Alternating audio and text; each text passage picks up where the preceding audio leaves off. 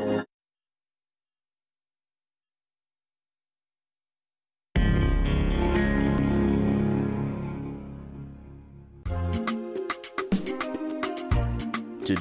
on Straight Talk Africa, a look at the 2018 United Nations General Assembly.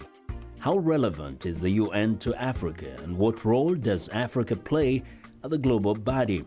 That's coming up next, right here on Straight Talk Africa.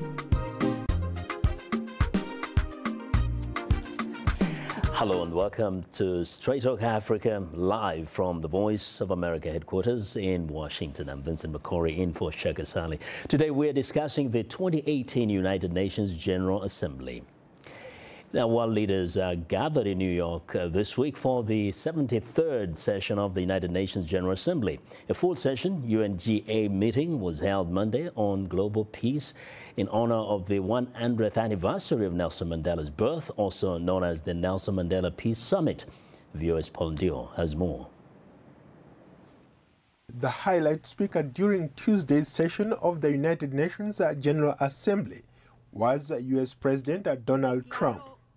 He touted American economic growth and said his administration had accomplished more than almost any other administration in the history of the country. His comments drew an immediate reaction from members of the audience. On Iran, President Trump asked all nations to isolate Iran's leadership as long as its aggression continues. Iran's leaders sow chaos, death, and destruction. They do not respect their neighbors or borders or the sovereign rights of nations. Instead, Iran's leaders plunder the nation's resources to enrich themselves and to spread mayhem across the Middle East and far beyond. A statue of Nelson Mandela was unveiled at the UN on Monday. South Africa gifted the UN with a life-sized bronze statue of Mandela. Nations from around the world adopted a declaration recommitting to goals of building a peaceful, inclusive, and fair society, and to revive the values for which Nelson Mandela stood by. South African President Cyril Ramaphosa said his country is deeply humbled to have the father of their democracy honored permanently at the United Nations. Emphasizing human dignity, United Nations Secretary General Antonio Guterres said the statue would serve as a reminder of the values. Today, with human rights and the growing pressure around the world, we would be well served by reflecting on the example of this outstanding man. We need to face the forces that threaten us with the wisdom, the courage and fortitude that Nelson Mandela embodied. Mandela's widow Gracia Machel told heads of state and UN officials to take on ego-driven decision makers, political dogma, greed, and the arms industry. Do not let this be just another summit of statements. Bold, unprecedented action must follow. The African Union declared 2014 to 2024 the Nelson Mandela Decade of Reconciliation in Africa. Nelson Mandela died 5 years ago. In 1994, he was elected South Africa's first black president. The UN also paid a tribute to former United Nations Secretary General Kofi Annan, who died on August 18th at age 80 after a short illness. Annan, a Ghanaian diplomat, served as the 17th Secretary General of the United Nations from January 1997 to December 2006. Annan and the United Nations were the co-recipients of the 2001 Nobel Peace Prize. Other highlights for Africa include heads of state addressing the United Nations for the first time, including South Africa's Cyril Ramaphosa, Ethiopia's Abiy Ahmed, Liberia's George Weah, Sierra Leone's Julius Maada Bio, and Zimbabwe's Emerson Mnangagwa. Paul Ndiho, VOA News, Washington. Well, thanks a lot, Paul, for that report. Joining us in our United Nations studio is Steve Herman, VOA White House correspondent. Hi, Steve. Good afternoon. Good afternoon. Welcome to Straight Talk Africa. Now, it looks like the speech by President Trump and that of the leader of Iran, Rouhani, have dominated and the media and also generated a lot of discussion all around. Why? Yes, well, this is a very important topic for President Trump. And again today, when he was addressing the United Nations Security Gavel, the United States has the gavel this month at the United Nations Security Council. He also, again, was attacking Iran and making it very clear that the United States also does not want to see other countries, including European nations, circumventing the sanctions that are in place. And President Trump warning that those who do try to go around these sanctions will be punished. And the Iranian President Hassan Rouhani having a news conference just a few minutes ago and stating very bluntly that it is not Iran that's isolated now, it's the United States, but saying that Iran does not want to go to war with the United States in the region. And in fact, some are wondering why really hit so hard out on Iran when North Korea has the weapons, and North Korea doesn't seem to be having a working treaty at the moment. But you know, Iran had signed a deal with the United States and the Western nations. So why Iran, and why not focus the attention even more on North Korea? Well, the deal that the United States made with Iran and the other countries, the JCPOA, Joint Comprehensive Plan of Action, was done by Barack Obama, and President Trump has done as much as possible to unwind the legacy of his predecessor. And even though, as you point out, North Korea still retains its nuclear weapons, President Trump has met with Kim Jong-un, the leader of North Korea. That happened in Singapore in June, of course, and they signed a document which did speak about denuclearization. And although experts say there's been no concrete steps taken by Pyongyang, that is a success. And President Trump just a few minutes ago was waving a letter that he got from Kim Jong-un while he was sitting alongside the Japanese Prime Minister, calling it a beautiful letter and saying that he wants to meet Kim Jong-un again. They're becoming buddies. Now, Steve, I know you cover the White House mostly, but being around there, the United Nations, what other issues you see, do you hear kind of coming up and being discussed by other leaders? Well, as you know, this is an incredible gathering, 140 leaders from all around the world, and including some great rivals, a chance sometimes for some very important diplomacy to occur on the side. And just about every subject you can imagine is being discussed here.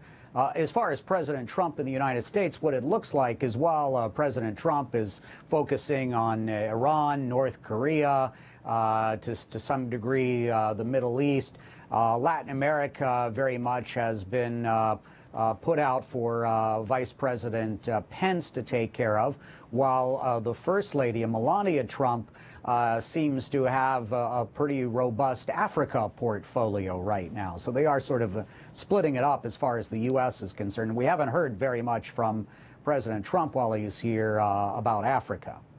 And have you had anything significant from Africans themselves? I haven't, frankly, been keeping up on that. As you know, there are a lot of speeches happening on the floor of the UN General Assembly, but despite the television pictures, if they pan to the audience, you'll see when some of these leaders are there, there's not many people in the audience. But I would note that after the President of the United States and the French President spoke during the Security Council meeting today, it was Equatorial Guinea that got to speak and get in the spotlight. So in many ways, Africa is in the spotlight, and a lot of serious economic and development issues are being discussed, but unfortunately they don't make the headlines here. Indeed. Well, thank you very much, Steve. That's my pleasure. VOA White House correspondent Steve Hammond reporting live from the United Nations. Now, joining us in our Washington studio are Pauline Muchina, Africa Representative, American Friends Service Committee, and Kwaku Nuama, analyst and professor at School of International Studies, American University. And joining us live via Skype from Pennsylvania, Nyaka Lago K is an analyst and assistant professor of history at Lincoln University. Welcome to all of you. Welcome. Thanks for the opportunity. Okay. Now, if I may actually begin right here in studio, Pauline, first, if you can, we can pick it up from what Steve said. Most times, when you go to the United Nations General Assembly, when African leaders are speaking, most times the plenary is just empty. What does that signal? I think it shows who is in power and who is not in power. Yeah. It shows who is important and who is not important. And in most cases, it's people with money, people with military might that make decisions at the United Nations. And therefore, when Africans are trying to raise their voices, in very rare occasions are they listened to. Most of the time they are dismissed. Mm-hmm. But that brings me to another question, Professor Kwaku. Who do people speak to at the UN? I mean, when those leaders are coming there with their speeches, who are they talking to? And therefore, can that explain to us why perhaps in some cases there's no audience? Well, the purpose of the General Assembly is really to partake in the rituals of international relations, and Africans show up to showcase their sovereignty. Yes. And so when leaders are there and they give these speeches, most of the time there is nothing really substantive in there. They are reiterating norms and issues that are already generally accepted. It's not a place to make radical speeches unless you have a crisis going on. But if you listen to what they say, every now and then you'll pick one or two key stuff. So one of the themes that I'm noticing, for example, is this stress on the need to reform the United Nations, which is an old argument that we've been having. So Africans are trying to get, a louder voice in the arena, and several of the leaders are going back to that. But reading Akufo-Addo's speech, for example, he makes an important point about the entry of China into Africa. Mm-hmm. That's something that's important, everybody's worried about. But he also talks about the need to have political will behind all these resolutions. So it's a place where you don't really say anything earth-shattering, but still you talk. And back home, these speeches, depending on the system that a country runs, may be on television the whole time. And so it matters. They're talking to their people as they give these speeches, not necessarily to their peers. Yes. Now, in Pennsylvania, Nyaka, if you hear me, you've listened to a conversation here, and of course, I'm sure you've, over the years, tried to pay attention to the UN General Assembly. Do you feel like there is actually a purpose that it achieves as far as African people are concerned? African leaders traveling all the way to come and give some speech at the United Nations here in New York? Yes, we cannot be completely negative and say that, there is no purpose to come to the General Assembly because it's an opportunity, to meet with other leaders of the world. It's an opportunity to network, and it's an opportunity in order to have some close ties with some other leaders. But at the same time, Kwaku Nuama and the other speakers spoke about what Africa is. Africa represents less than 2% of the global economy. That's the reality. It's a fact. And then, of course, what we see at the UN or in all those public fora is the reflection of the state of Africa in world affairs. And if we need to change that shift, there are a number of things that need to be done that we can talk about during that conversation. Yes. Now, there are some, and there are two different schools of thought. There's some who say the United Nations is kind of totally irrelevant and probably people should think again on what best should work for the world. And others, of course, say it has played and it plays a certain, a big role. But as far as Africa is concerned, what would you say? To what extent is it a very relevant and critical body for the continent of Africa? I think it's absolutely significant that the United Nations continues to be involved in Africa, because we do not have another outfit that brings together the nations of the world. Right now, 193 members. If it is just Africa Union, it's just African countries. But the United Nations then gives Africans the opportunity to engage leaders from other parts of the world, and that is very critical.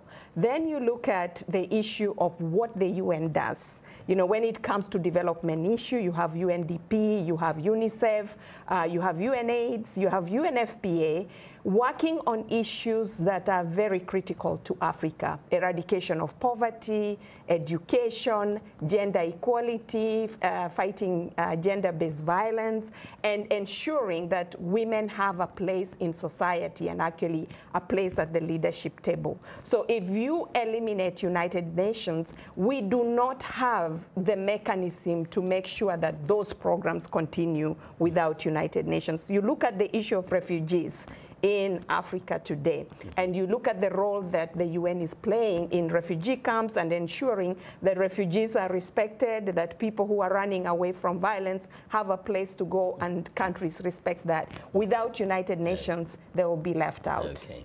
I'll come to you after the break. Before, though, pausing for a short break, we want to remind you that Straight Talk Africa is now streamlining live on Facebook. To watch our show, just enter the keywords Straight Talk Africa, and don't forget to share it with your friends. We're on Twitter and we are tweeting live. Follow us at VOA Shaka. That's VOA Shaka, and join in on today's discussion with your questions and comments. Don't forget to use the hashtag VOA UNGA, and we'll air some of your comments later in the show. We'll be right back. We are able to touch on things that are important to people on an everyday basis. We hope that our viewers are getting inspired when they watch our show. They're getting a view of the world from a different perspective, things that perhaps are not in their immediate vicinity. Today, I could put in on the show something that is a little different, a little unique, and this gives me that inspiration to come to work.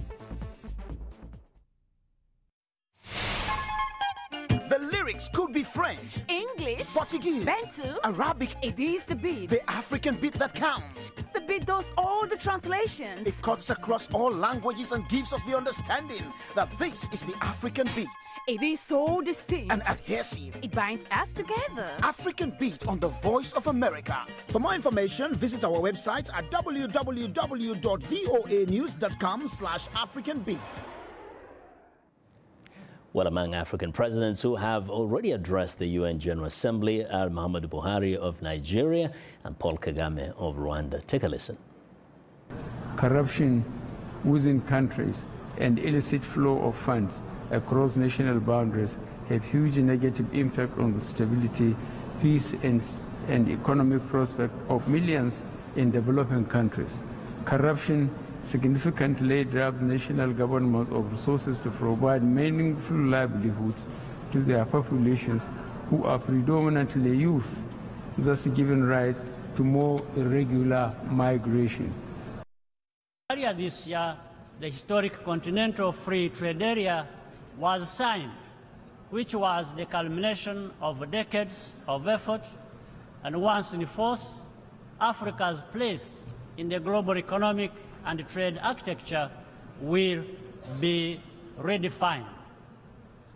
Economies of scale and higher level of intra-African trade will help our continent attain the Sustainable Development Goals by 2030. We will also see new possibilities for public-private partnership with Africa's growing private sector.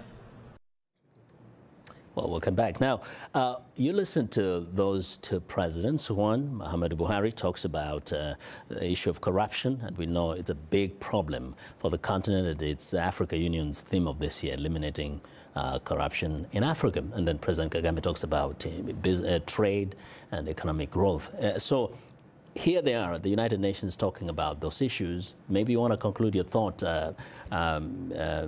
Pauline, in terms of the relevance of coming to the United Nations and perhaps why you think the UN plays such an important role in Africa, even on those issues? Yeah, I think, you know, the UN at least has something in the book about people not being corrupt, leaders not being corrupt. Yeah. But as far as holding them accountable, you know, that's where the challenge is. That they have passed resolutions, you know, they have the Human Rights Charter and others, but implementing them is always a challenge, not only in Africa, even here, you know, look at the US. They pulled out of the nuclear deal with Iran, and now they are fighting Iran, and nobody at the UN is willing to say, hey, we had a deal with Iran. Why did you pull out of it? So it's that issue of a mechanism to hold them accountable to what they have signed on to, which is a challenge. Okay, let's get some balance here. Let's have the men talk a little bit. So what's your thought? She says, validly, you know, the UN has agencies that play critical roles, and mostly Africa. In fact, Africa is a beneficiary.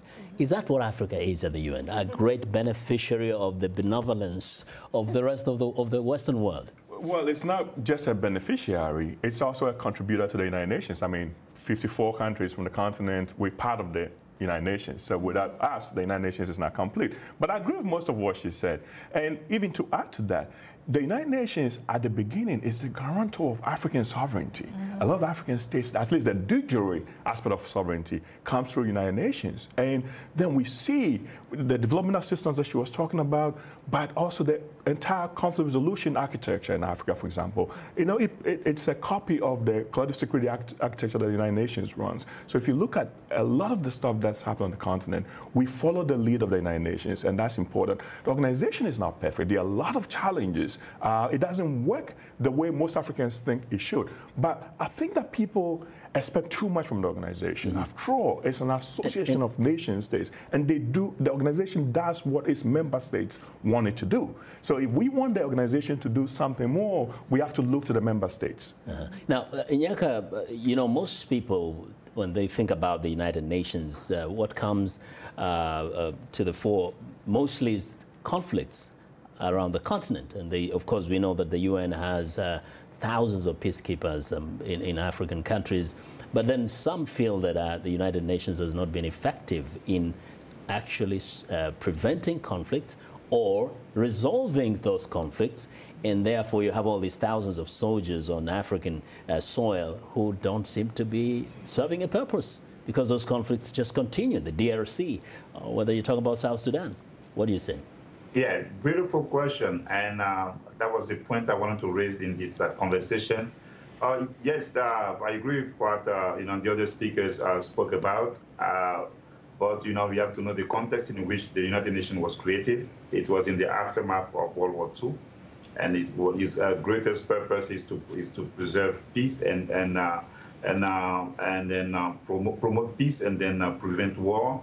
And then, of course, there are different other elements on the social level, economic level. They build several agencies. You know, many of them are operational. But when it comes to the issue of the sovereignty of Africa, we have to have in mind that the United Nations Security Council is composed of 5 permanent members. And then since World War II, you know, they do not want to change the status quo. They still want to be the only one to decide about what is going on in the globe. And then also, it happened in the history of Africa, of the world, that the United Nations have failed Africa several times. We can talk about the assassination of Patrice Lumumba. We can talk about even the Iranian crisis recently. And then so because of all those elements, we think that the United Nations is driven by the realist theory, according to which might is right. Everything possible, you know, to advance, you know, the selfish and then the national security interest, and to the detriment of Africa. Yes, and what would you say? I mean, in terms of the ineffectiveness when it comes to really what really matters. I mean, you don't want to have conflict so that you can send the UNHCR to help Africans or to send the WHO to, to help people suffering, dying of cholera because of a conflict and because they live in a refugee camp. Yeah. And my brother is correct that, we do not need to invest extremely on militarism, and I work for an organization that doesn't believe in war, and we believe in prevention. And we all know that prevention is better than cure. Most of the conflicts that are happening because of exclusion and lack of equality at the national level, at the community level, and at the regional level. When that happens, people will fight each other. So having programs and having, the Mandela program that they just unveiled, where people are talking about reconciliation, resolving conflict without going to war is critical. Yeah. Now, Professor Norma, there's this other part that sometimes disturbs me. This men and women come together when you talk about specifically about conflict. Each country has its own interests. That's right. So you have the Security Council. In fact, although it has the countries in that club have veto powers, the few of them. But when it comes to conflicts, we realize that things are never resolved because countries are pulling different directions. So then, as a tool, as a United Nations, because you get this, the idea is supposed to be it's a United Nations. You're supposed to have one agenda that you should be able to have a common resolve. Then doesn't it really fly into, in the face of logic, the purpose of the UN when you cannot resolve a conflict? Because the UN was set up to do a number of things. It doesn't include making sure that things are perfect in your house. There's conflict in Africa and all these other countries, but that's because of how Africans run their affairs at home. The UN can help. The UN doesn't have some independent capacity to go around and solve these problems. But is there any honest conversation where members can look at each other and say, because of you, that we have this conflict here? Because we see the French sitting together with the Brits and the Americans and all that, and when you go back to some of these countries, they will tell you that some of these conflicts are because of the interference of external forces, and these are members of the United Nations, sometimes members of the Security Council. Perhaps we want Nyaka to chime in on this. What do you say before we go to break? Thank you, Vincent. I know, Kweku, you gave us the opportunity to have a debate one day. And, I remember you. Yes, he's a brilliant scholar, but I cannot agree with his perspective all the time, because we cannot, we make mistakes in Africa, yes. Like the sister said, there are things that we don't resolve that can lead to war because of tribalism, nepotism, and corruption. We agree, but we cannot deny, the perpetual and permanent interference of the Europeans, and then now we have the Asian in the African domestic affairs, and then it's because I do not want to put too much emphasis on the Ivory Coast crisis, but today. There is a big debate about the International Criminal Court, which was set up by the UN and then by many other non-governmental organizations. And at the same time, those who try to put that court into place, they try to undermine it, and they think that they are above the International Criminal Court. I can mention the United States, even France. So, we have to look at all those elements when we are talking about the African issue. So, to conclude on this element, it is also the war that we endure, and then we cannot mention them. The coup d'etats that we have suffered. It is what the United States, France, England, all of them. Because if they do not like a leader, they will do everything to undermine that leader. And this is also part of our story in Africa. If I may just respond very with quickly, a quick proverb. If there are no cracks in your wall, the lizard cannot come to your room. That's all I'm going to say. Fix the cracks, right? Fix the cracks. So blaming the lizard. We'll see how we'll fix the cracks, and we'll talk about who is the lizard. You're tuned into Straight Talk Africa. We'll have more of our discussion in a moment. Don't go.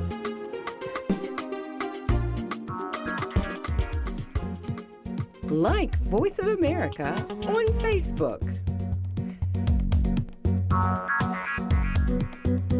Follow VOA on Twitter.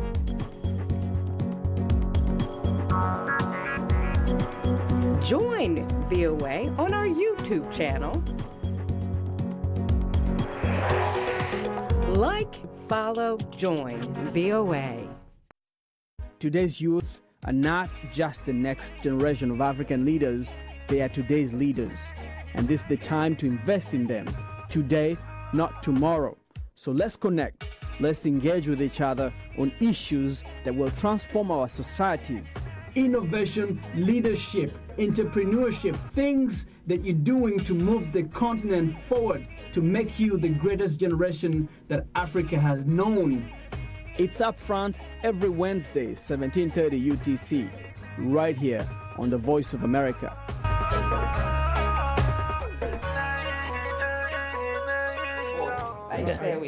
Well, a reminder that we appreciate all of the audience feedback. Straight Talk Africa streams live every Wednesday on Facebook, and you can also watch us live on your mobile device. Just download the VOA mobile app. And now let's look at what's on tap for next week's program.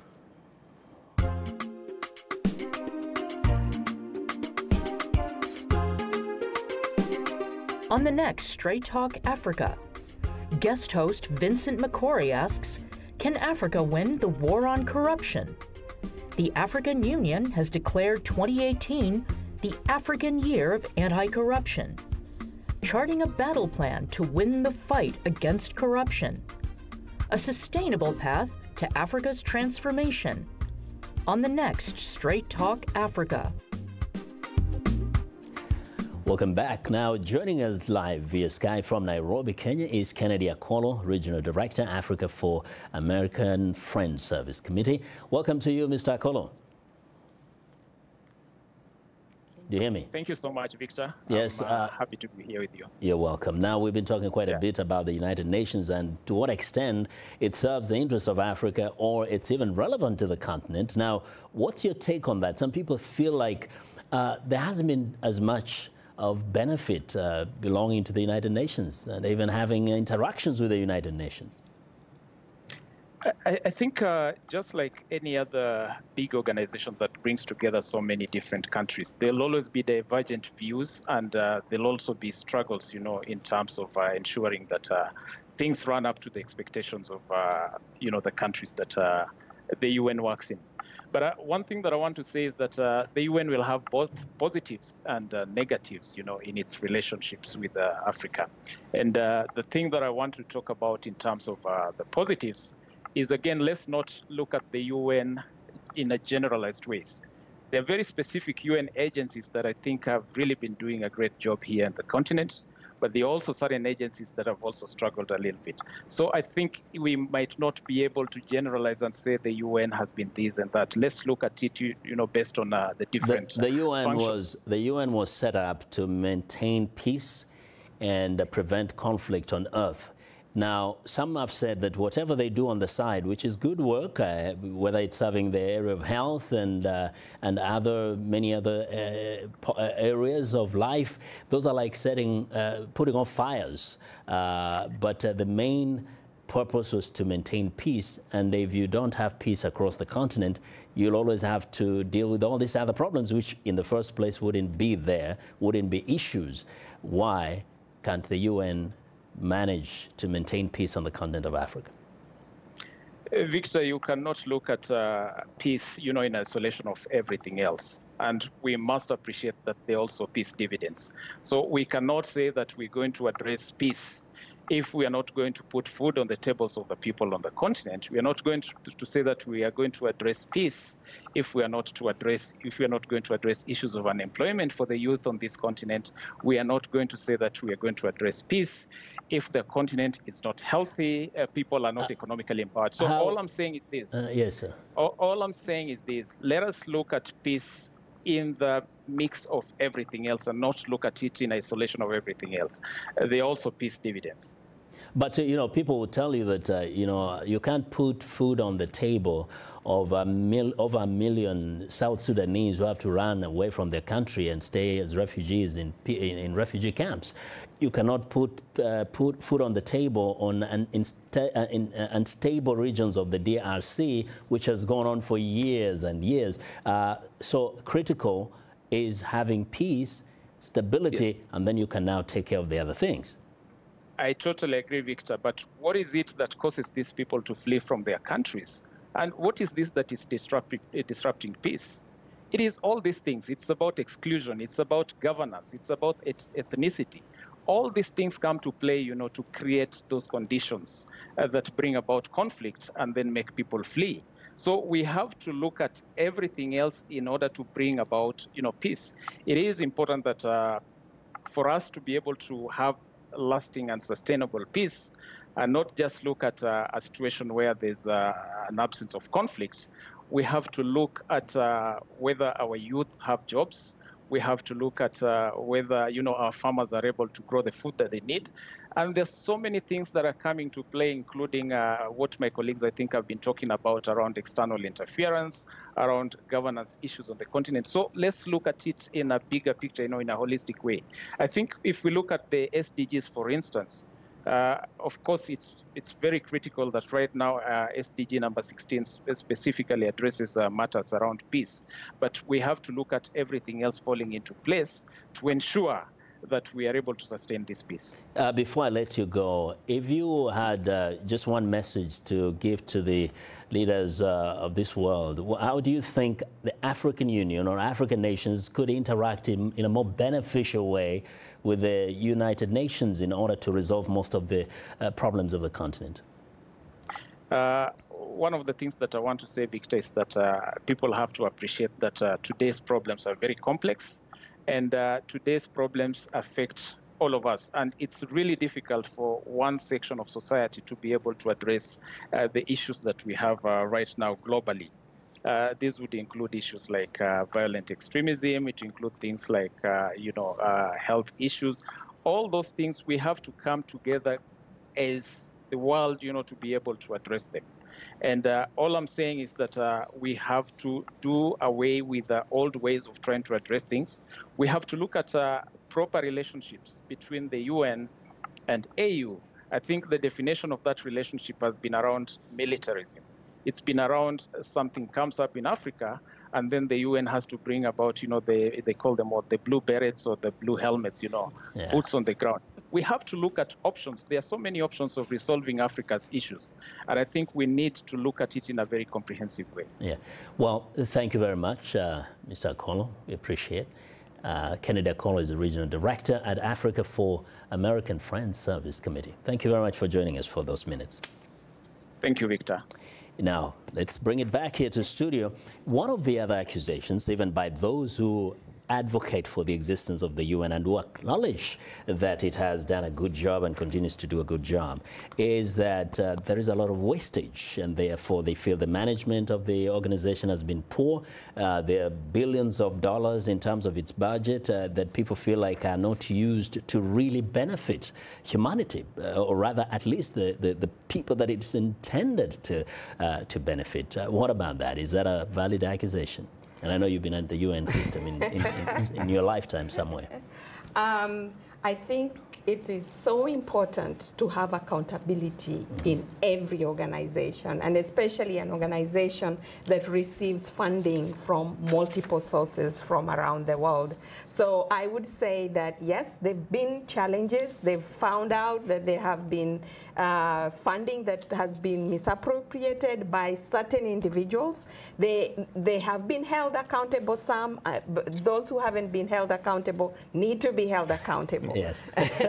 Somebody one time said that the non-official, and this is not my original line, but somebody said a non-official and rarely discussed role of the UN is the production of patronage jobs and the distribution of rents. It says, for example, the UN has a workforce of over 50,000. Right now, I think it's much more, which 7,500 are employed by the Secretariat alone. And here we're talking about a budget of more than 2.5 billion. So if you look critically, how much of the money that is given, whether it's by the U.S. and other members, that actually really goes into benefiting the poor of the world, the needy of the world, as compared to money that is helping to pay rent and other benefits? Professor the problem is the overheads are high because of the emergency nature of some of the operations. So when you have to go to a place that has a civil war and you have to go to peacekeeping, the supply chain is non-existent. You have to import all kinds of stuff in there because remember, you're going to a war economy situation. There's all kinds of problems that the UN can do a better job, keeping track of how money is spent.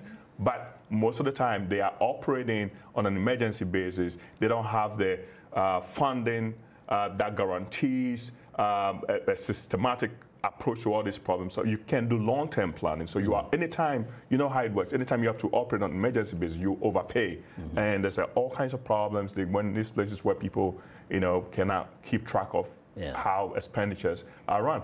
But it doesn't mean that there shouldn't be an effort to improve on the management of, it's a big bureaucracy. If you've been a secretary, you know how it works. It's a big bureaucracy with people from all over the world working over there. So just think about even a small African country, see how chaotic the bureaucracy can be. Yeah, let's not forget Nyaka. Nyaka, you're very passionate about the interference of external forces in Africa, and especially in conflict areas. But then at the end of the day, as the other scholars here in the studio are saying, you have to take care of your home. You have to fix the cracks so that the lizard, is it the lizard or it's a lizard? Yeah, the lizard doesn't come through the cracks. So to what extent have we taken ownership as a continent of the reasons why there is a mess? And what do you think could be done differently so that at least it can make the work of the United Nations a bit easier? It's a difficult question, it's a difficult question because, I said it, the other scholars, also spoke about that. We have some serious issues in Africa. In each African country, we have some serious internal issues, and then, I'm not going to repeat them. So, of course, we have to put our house in order for us to try and play a greater and a bigger and a more important role on the international scene. But at the same time, we are fighting against different types of adversaries. We have to fight against our own demons, like tribalism and nepotism and so on and so on. And at the same time, we have to fight against the global capital. It's not an easy fight. And when you fight against the United States, you fight against NATO, you fight against the European Union, it's not easy. Now, having said that, but believe that's why people like me, that's why we believe that we need to promote a Pan-African consciousness, because let's say Ghana alone cannot even try to have more power than the United States if they have to do a one-on-one negotiation or battle in world affairs. Yes. That's why those African countries, they have to have the idea of coming together as one. They have to speak one voice. Yes, Dr. Lago, some people think people like you are kind of dreamers because that project seems to have failed again and again and again. Is that something that perhaps people need to start rethinking? I mean, to what extent can we really have Africa speaking with one voice? No, there is Benson, I don't know how to, you make me a little bit laugh because I don't know how to. Anyway, but listen, people can call me dreamer, but people can call me a dreamer. But listen, yes. Nkrumah was a dreamer, yes. and he's immortal. Nelson Mandela was a dreamer, and Mandela is immortal. Thomas Sankara was a dreamer, and he is immortal. Patrice Lumumba was a dreamer. Malcolm X was a dreamer. Dr. King was a dreamer. So our generation, we need, to draw a lesson from what our ancestors did. But at the same time, we have to continue and perpetuate the legacies and reclaim, that possibility to chart like a new consciousness. This is what we have to do. All right. And just to finish on that level, it is happening. It is happening, and then it is slow, but it is happening. Yeah. So, you know, me and you, we are almost the same age, so there are a few things I can tell you, so it's okay. We'll still laugh about it. So, briefly, what do you make of that? That if Africa was a little more united, perhaps the United Nations would take it more seriously. Is that what you think would be the solution? I think he's right, because even when you look at how certain decisions are made, especially within the Security Council.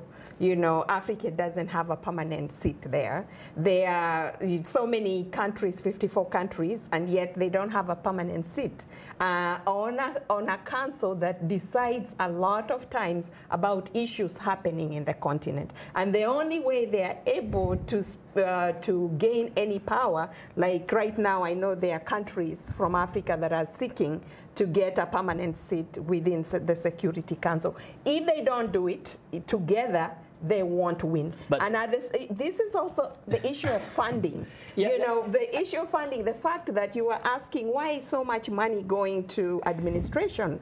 Look at where it's located, in one of the most expensive cities in the world. Why can't they, you know, decentralize and have, you know, some of the work being done regionally like they have? In Nairobi. But you have Geneva, one of the most expensive cities in the world. Exactly. But, Kwaku, look, is it about unity or is it about money? I mean, even if you unite and have one United States of Africa, if you are still beggars, can we have a voice at the United Nations? So the question is unity for what? For what purpose? Unity for the sake of unity? We tried it. We've tried it and it didn't work. We need to go back and study why it didn't work. For several countries to come together to agree on a single platform, it has to serve everybody's interests. These countries have their own national interests and they are pursuing that. Now, if we can come together and agree on certain things, that will be fine. But not having continental unity doesn't stop you from, you know, working on a common platform. You can do it. There's 54 countries over there. You know, they can meet and agree on certain things. You might have a platform. You may have an agenda that you know, you think would be will be pushed through. But if you are not contributors to the United Nations, if you don't have to contribute, it means nothing. Yes. So for example, take the ICC problem that Africa has been having. Right? There's a lot of talk about it. I'm not going to get into that. But they tried to get Article 16 changed. And many of it was Kenya that pushed that. Many of the African countries that were supporting Kenya hadn't paid their dues, so they couldn't vote. So these are the things that happen. It's not just you know, wishful thinking. You have to pay. You have to pay your share. And let's hear from Nyaka, please. Yes, go ahead. Of course, you know, we have to take responsibility, and then we have to be better than that. I completely agree with you. But you know, we should not just you should not be talking about African issues like in a laughable manner. Yes, the leaders that are there, and again, most of the leaders, I can say that, they have been placed there. So, like now things are changing, but we know that there are many leaders in Africa that were placed there, and then to serve the interests, you know, of the Europeans. And that's also a fact, and we're not going to try and have a conversation about Pan-Africanism today. But my point is that, yes, we are right that, you know, people need to be united for a greater purpose. And yes, we have to fix our respective houses. I agree with that. But at the same time, and I'm going to seize the opportunity to talk about the reform of the United Nations, there is no way America is going to come and talk about democracy. They're going to put billions of dollars to promote democracy across the globe.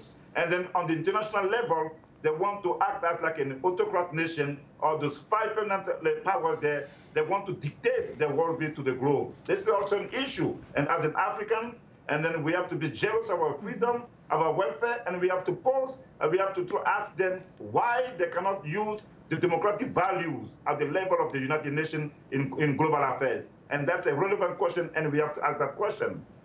And actually, that is perhaps something that we need to talk about. Do African leaders at the global level feel intimidated to address some issues before the powerful leaders of this world? Can they stand up to them and say, this is what we think you're doing wrong, and you know, you better do things differently?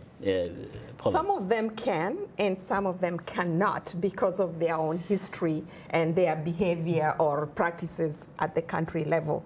But some of them can, especially the new ones who are coming in that don't have, you know, the baggage. Yes. Before they get reminded that we subsidize your democracy. But what's the purpose? But I think, you know, it's so critical for them to understand that if they don't stand together, they'll be defeated, and not to vote with their stomach. Yes. Most of the time, African countries vote or stand on certain issue based on the money they are receiving. So that dependency on these Western countries or China, for example, have to come to an end. You know, we haven't even decided as a continent how we're going to engage China. Look, they're taking over Africa. They have taken over. But so my point I'm making is, what's the purpose of speaking up if you don't have what it takes to be actually free? So take Ghana, for example. Kufuor gives this nice lecture to Macron on Ghana beyond aid and all that stuff. And then in the very next minute, he's asking for aid. So I don't care about all the, can you speak out? Yes, you can talk. That's easy. It's easy. And it's very easy to blame other people. The wounds that really matter are self-inflicted. It's very easy to sit down and blame all of our problems on foreigners when we go back home. So we're talking about the United Nations. Let's talk about the African Union. What state is it in? It's run by Africans. Is it better than the United Nations? It's ineffective. It doesn't do anything. Nyaka is dying to speak. Go ahead. Yes, Vincent, we're having a nice conversation, but the issue is that we have to understand global politics, and then how it is functioning, and how the powers are using international institutions to advance their interest. When you watch the documentary Cuba, Africa, and the World, you can see in that documentary clearly an American official saying that when we created the United Nations, we decided to use it to intervene in Africa, so that we will not be obliged, to send some troops in Africa. That was back then. So these are reality, and then we cannot talk about our African affairs and then think that all the problems that are happening in Africa, it is just because Africans are stupid and that we don't know how to do the right thing. Sankara was assassinated. Nkrumah was overthrown. Mandela was in prison for 27 years. And those who wanted to do the right thing, we know what happened to them. I can give you two examples. Obasanjo, who is not one of my heroes. When he was in power, I remember one day he said after he left power that when the World Bank comes to you and they want to propose an economic plan to you, even if you do not want, you cannot say that you don't want it. This is the conditions in which the African leaders are operating, and we have to understand that. And I don't know. Listen quickly, at the UN, when there is a crisis, when there is a crisis in Ivory Coast, and we know that France is involved in the crisis in Ivory Coast, who drafts the resolution of the UN? France. That's a reality. Well, because they subsidize the United Nations. Yes. So, Pauline, some people say, and you agree with them, that Africa is not a poor continent, but it's actually poor. It's not.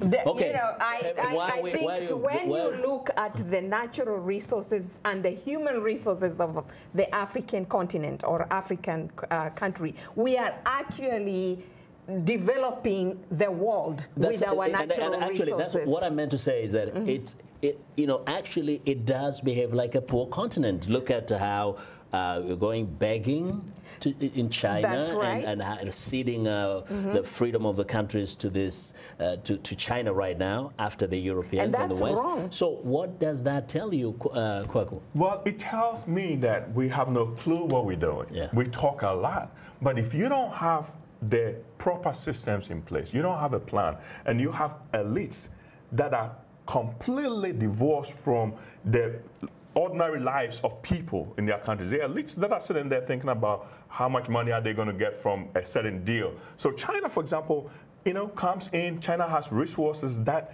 African countries need, and I don't have a problem with China financing development in Africa. We just have to make sure that the leaders who are signing these deals are not looting the money. That's the problem. It's not China. And so, just to be clear, Africa is a very wealthy continent. It definitely But is. the way it has been managed has left it as the pauper of this world, right. and therefore goes begging everywhere. And it's not only the way it's been managed, the way the world is set up at the moment. Because of some of the international trade laws, then Africa is not able to participate in the global market at an equal footing. And it will not do that, Nyaka, because it's not united. But as a Pan-Africanist, really, with all these countries having different interests, pulling different directions, can your dream come true in your lifetime? I mean, look at the interest of the Francophone countries, even the individual countries within Francophone. Then you go to East Africa, then you go to Southern Africa, and there's China now on the continent, having other interests there, competing with the Europeans. How can you achieve that unity? How can you achieve the Africa Union? Listen, and I'm going to answer that question briefly. First, I do not think that the entire continent can be united as one country. But unity is the way, and then we are not inventing anything. The United States was built upon the principle of unity. The European Union was built upon the principle of unity. China is a federation. Russia was built upon the principle of unity. The only way out for Africa is to walk towards our unity. It may take like a very long time, but we come after Nkrumah and Mandela, and we have to try and make it possible. That's the only way we can survive this globe. If we don't do that, tomorrow, in 100 years, there will be another Asian power that is going to come and colonize Africa again. Only unity is the key to our survival. What does unity mean? On the operational level, what does unity mean? Because we can't just go in these high ideals. What does it mean on the ground? Does it mean that we all, vote the same way? Does it mean that we collapse our boundaries? We got to operationalize it. I'm a Pan-Africanist too. You're not Pan-Africanist if you talk like that. Well, that's what you think. That's what you think. But let me tell you, Marcus Garvey, right? Marcus Garvey talks about self-reliance. It's not just sitting there, putting stuff out there. You got to build your nation. You got to build yourself. Nobody will do it for you. Okay, let's have the last word from the lady. We're running out of time. Nobody will do it for you. I think you can talk about self-reliance and also hold other people accountable for the crimes that they've committed against Africa. But at the same time, I think it's so important to build this unity ideology or unity perspective with our young generation. If we don't raise them and educate them to unite Africa, we will be talking about the same thing when you and I are 80 years old. And if you do not impart the same corrupted kind of practices which we are seeing on the continent, which is a big problem. But you got to operationalize it. So what does it mean impacting unity? But what does it mean? You got to tell them what it means, and you got to tie it to national interest. How do we benefit? Africans have to understand that the reason why Europe, for example, united is because of economics. So we have to understand that if it does, the idea will not put food on my table, I'm not interested. Can you say, if when you're saying what do we unite on? What yes, but we got to even with the national resources alone, do African countries talk about, okay, we have oil, you have oil, or we have gold, you have diamond? How can we do trade? We don't. As a bloc? That's a problem. That's a problem. Okay, Nyaka, just in a few seconds. That's a problem. 10 seconds. Well, 40 per second. Yes. Yes, we believe in unity, and there are many people who are working on the concept. Our forefathers did it, and then if Kuki wants to go and learn more about that, I can teach you more about that. Then you know. The one thing I want to say is we'll that have another session. The one thing I want to say is that it is not that easy. 14 African countries, a currency, the 50% of the foreign reserve. Gentlemen and lady, we will have another session to discuss. Thank you, That's Nyaka. a problem too. All right, Nyaka. On that note, heroes are all people who destroy their countries. Thanks to our guest, Pauline Muchino. They destroyed their countries. Okay. These are all your heroes. Okay, we're going to end it here for today. I want to thank our guest, Pauline Muchino, Africa Representative, American Friends Service Committee, Kwekuno Ama, analyst, and Professor, School of International Studies at American University, Anyaka Lagoke, analyst and assistant professor of history at Lincoln University in Pennsylvania. Thanks to our affiliate stations, along with our viewers and listeners from many of our Voice of America radio affiliates.